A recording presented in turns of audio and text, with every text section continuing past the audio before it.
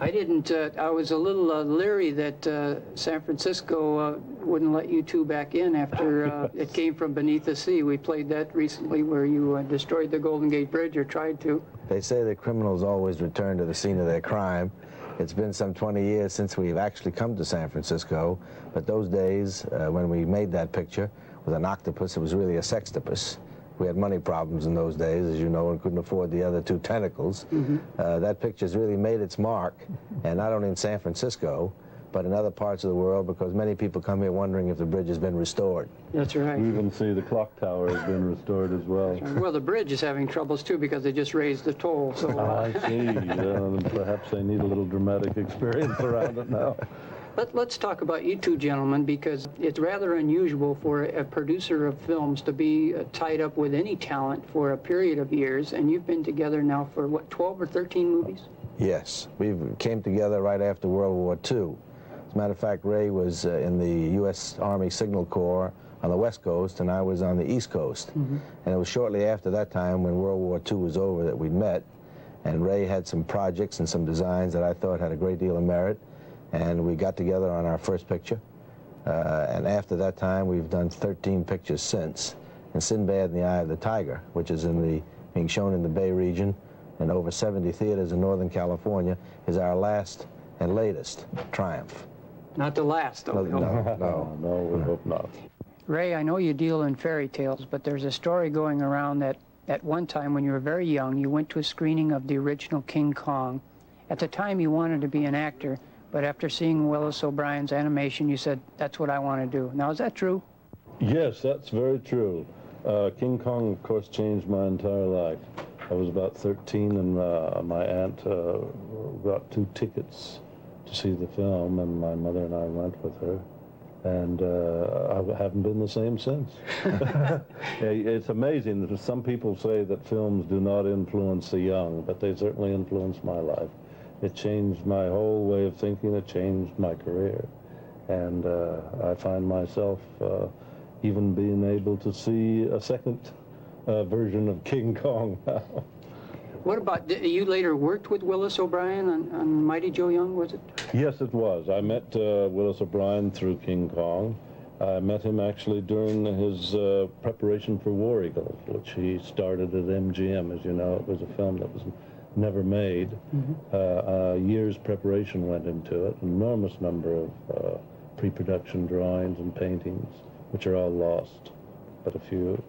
And that's when I first met Willis O'Brien. And then years later, he started Mighty Joe Young and chose me for his assistant. And I did about 90% of the animation. And George Powell was helpful along the way? Yes, George Powell was actually my first employer.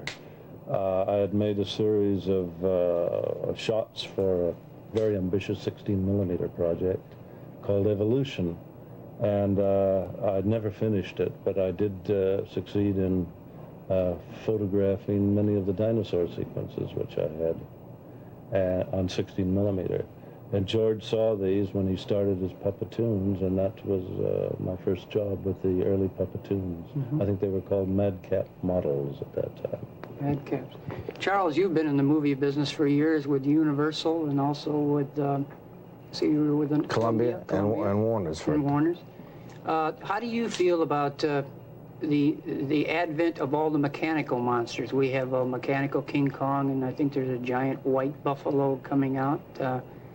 Any thoughts on that? Yes, in our business of making the unreal real, it's very difficult to do that with any mechanical apparatus, as some recent pictures have shown. Our great stock and trade has been taking fantasy and making it very real with real people, and the only way we've been able to do that very successfully is through the genius of my good friend Mr. Harryhausen and our Dinorama process, which is long, costly, time-consuming, but the results justify the means.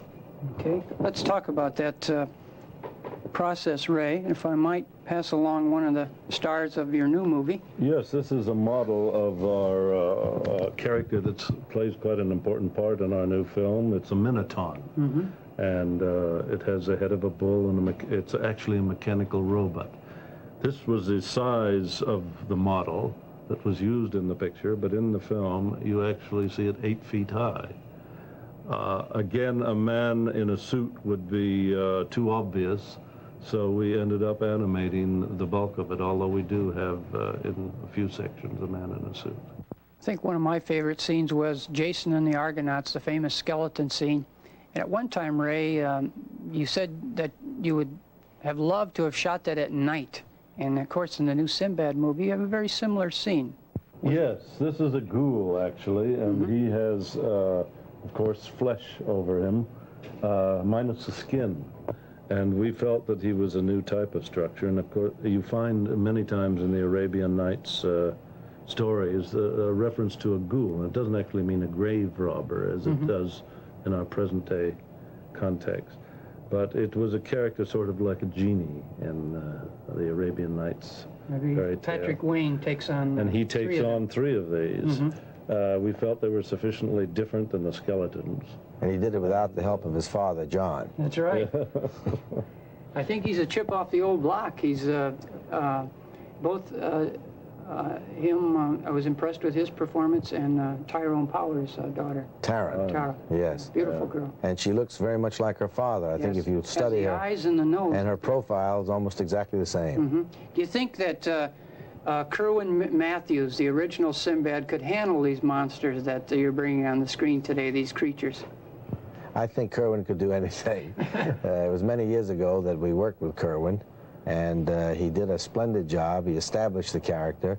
It's become world famous as a result of his performance, and of course the score of Bernard Herrmann and what we call the Skeleton Concerto, that is so memorable that today it's part of an album that is a collector's item, that if you can find any, we can give you $250 to $300 a piece for them. Fantastic. Both Kerwin, of course, Catherine Crosby, then Catherine Grant make their home in the Bay Area. That's right. Yes. And let me see what we have over here. Oh, this is a troglodyte. He again plays, he's another character that we have in this particular picture, Sinbad and the Eye of the Tiger. And we felt that he should be animated because it gives an entirely different aura when you see it on the screen. If it was just a man in a suit, I think everyone would be quite disappointed. But again, on the screen, he appears to be 8 feet high, and he plays very intimate scenes with our leading characters, and becomes quite... most people shed tears when he dies at the end. That's right, and for such a vicious-looking guy, he's rather helpful in the film. He has a conversation. He has a dialogue conversation with the baboon, and it goes on for some 2 or 3 minutes. And we thought at one time that it might be necessary for us to run subtitles with their dialogue. But we figure there are enough troglodytes and baboons in our audience that will understand what's being said. Particularly my audience. Now, I could be wrong in this, but it seems like in the current Sinbad movie that there's more things going on at one time than there have been in other films. The scene I'm thinking about was you had the giant bee, and you had the witch who was turned into a seagull, and then she turned into a miniature and was trying to go back to her normal size, and then you have the prince that's been turned into a baboon. But all that was going on in one scene. All of this turned the producer and director into nervous wrecks. Yes, we had to recuperate after that. My question is, do you find yourself trying to top the previous Sinbad films? That's always necessary. Audiences are becoming more sophisticated.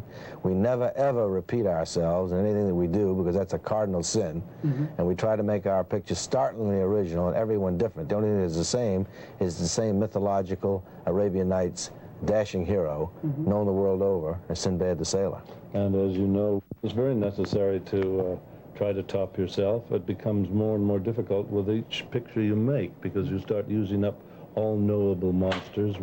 In the first 7th voyage of Sinbad, we used up all the actual Sinbad tales. So we had to devise new ones and still keep them within the harmony and spirit of the Arabian Nights. So it is a problem, a big problem, to try to get new sequences and new approaches to a tale that is essentially a classic and essentially has to be done in the classic vein. And you do some of the screenwriting yourself? Yes, I do. I've devised stories by ransacking other mythologies as well as the Arabian Nights. I take them from other stories. For example, the baboon playing chess actually has derived the basic idea from an Arabian Nights story from another chapter outside of Sinbad. And of course it was developed into something that was suitable for our medium. I'll let you both go with a final question, and it concerns why we don't have more fantasy films, why we don't have more entertainment that people really have a good feeling when they leave the theater, and you gentlemen have been bringing us films like that for years. First of all, they're very difficult pictures to make. In our particular case, with Sinbad and the Eye of the Tiger now being seen all over Northern California, it's a work of 3 to 4 years to do. When you tie up an investment that long, most picture distributors and financiers don't want to be involved in that kind of commitment. Secondly, the subject matter is one that is very difficult to find, and when you find it, very onerous to develop. And we must be singular in what we do. We must have a very specific tale to tell that will bring nothing but joy and happiness to all audiences throughout the world. We don't make a regional picture, we make a world picture. And our contributions are of such a nature, we feel they are definitely unique, totally different, and audiences never forget our films, as witness many of the people with whom you have written you letters about our films. Can you tell us about any projects that are on the drawing board now, anything that we can look forward to? Well, we are in the gestation period, as they say. We are digesting a number of different areas of picture making and storytelling, and we're now perhaps turning back to mythology, maybe Greek mythology, in the same genre of Jason and the Argonauts, which is coming back to theaters in the United States next summer, having been made 15 years ago. Well, gentlemen, on behalf of all Harryhausen and Schneer fans all over California, I want to thank you for all the years of entertainment that you've brought us, and for some of the old-timers, you've brought out the kid in them, and there's nothing wrong with leaving a movie theater feeling like a child again, and your magic does that. Well, thank you. That's a great tribute from you, and we really appreciate it. Thank you. Good luck on Sinbad and the Eye of the Tiger. Right. Thank you.